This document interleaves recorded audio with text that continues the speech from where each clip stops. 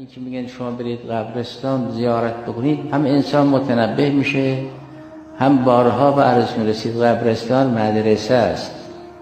بیش از اون مقداری که انسان از حوزه و دانشگاه درس میگیره از قبرستان با درس بگیره.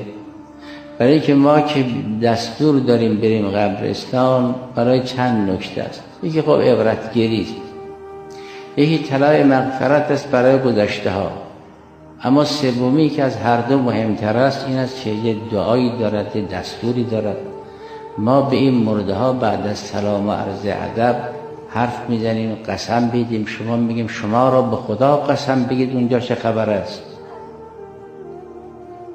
السلام علی اهل لا اله الا الله من اهل لا اله الا الله یا اهل لا اله الا الله بحق لا اله الا الله کیف وجدتم قول لا اله الا الله من لا اله الا الله. این حرف سعدی و امثال سعدی نیست. ممکنه که خبر شد خبری باز نیامد که به ما گفتن تو برو سوال بکن، اگر دهنت پاک باشه جواب میشنوی.